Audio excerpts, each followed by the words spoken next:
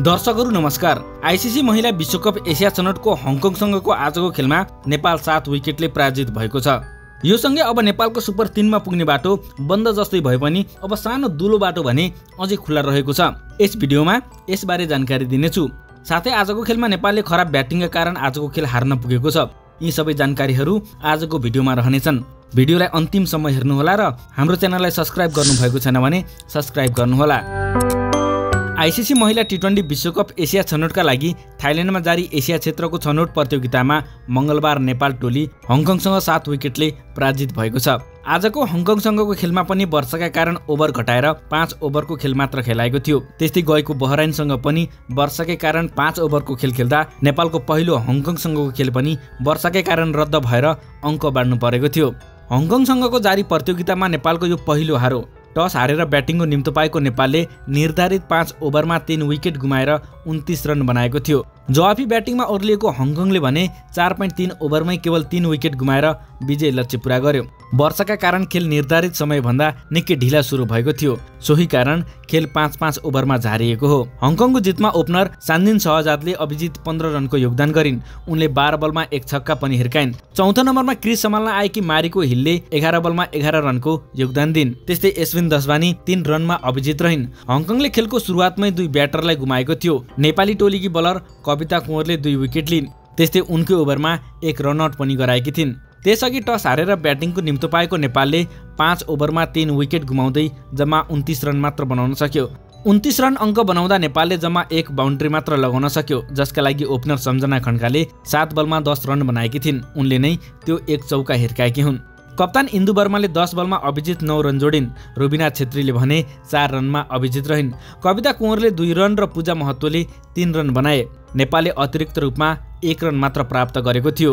यी सबै हेर्दा हङकङले निकै नै सशक्त बलिङ गरेको देख्न सकिन्छ। हङकङी बलर मेवाई सिवीले 3 विकेट लिइन्। जारी प्रतियोगितामा समूह सीमा रहेको नेपालले खेलेको यो तेस्रो खेल हो। 3 खेलबाट 4 अङ्क बटुलेको हङकङ तालिकाको पहिलो स्थानमा आसिन्छ। 3 खेलबाट 3 अङ्क जोडेको नेपाल दोस्रो स्थानमा छ। 2 खेलबाट 1 अङ्क हात पारेको बहराइन तेस्रो स्थानमा छ। यसअघि नेपाल र हङकङ बीचको खेल वर्षाका कारण रद्द भएको थियो। आफ्नो दोस्रो खेलमा नेपालले बहराइनलाई 9 विकेटले हराएको थियो। नेपाली टोलीले आफ्नो चौथो तथा अन्तिम खेल मे 15 तारिक बहराइनसँग खेल्नेछ। प्रारम्भिक चरणको खेलपछि 3 वटै समूहबाट 1-1 टोली प्रतिस्पर्धाको सुपर 3 मा प्रवेश गर्नेछन्। सुपर 3 चरणमा भने 3 वटै टोलीले एक अर्कासँग 1-1 खेल खेल्नेछन्। विश्वकप छनौट प्रतियोगितामा 10 टोलीको सहभागिता रहनेछ। हालसम्म विश्वकप छनौट प्रतियोगिता खेल्ने 3 टोलीको मात्र नाम टुङ्गो लागेको छ, जसमा बङ्गलादेश, स्कटल्यान्ड र अमेरिकाले विश्वस्तरीय छनौट प्रतियोगितामा स्थान बनाइसकेका छन्। विश्वकप छनौट प्रतियोगितामा सहभागी हुने 7 टोलीले भने टुङ्गो लाग्न बाँकी छ। विश्वकप छनौट प्रतियोगिताका लागि अब एसियाबाट 2, युरोपबाट 2, अफ्रिकाबाट 2 र पूर्वी एसिया पेसिफिक क्षेत्रबाट 1 टोलीको टुङ्गो लाग्न बाँकी छ। विश्वकप छनौट प्रतियोगितामा 4 टोलीले सन् 2026 मा हुने आइसिसी महिला टी20 विश्वकपमा स्थान पक्का गर्नेछन्। त्यस्तै एसियाली क्षेत्रको यो छनौट प्रतियोगिता सहभागी टोलीका लागि आगामी विश्वकपमा स्थान बनाउने महत्त्वपूर्ण खुड्किलो हो। दर्शकहरू आउनुहोस् अब कुरा गरौँ नेपालले अझै पनि कसरी सुपर 3 मा प्रवेश गर्न सक्छ त। सुपर 3 मा प्रवेश पुग्न के कति चान्स रहेको छ त, यो बारे कुरा गरौँ। नेपाल अहिले 3 खेलमा 1 खेल जित र 1 खेलमा अङ्क मार्दै यो खेल हारसँगै 3 अङ्कसहित तालिकाको दोस्रो नम्बरमा रहेको छ। अब नेपालले समूह चरणको अन्तिम खेल बिहिबार बहराइनसँग खेल्नेछ र तालिकाको शीर्ष स्थानमा रहेको टोली हङकङले पनि आफ्नो अन्तिम खेल शुक्रबार बहराइनसँग खेल्नेछ। अब नेपालले बिहिबारको बहराइनसँगको खेलमा जित निकाल्नु पर्नेछ र शुक्रबार हुने हङकङ र बहराइनको खेल बहराइनले जिते नेपाल सजिलै सुपर 3 मा पुग्नेछ।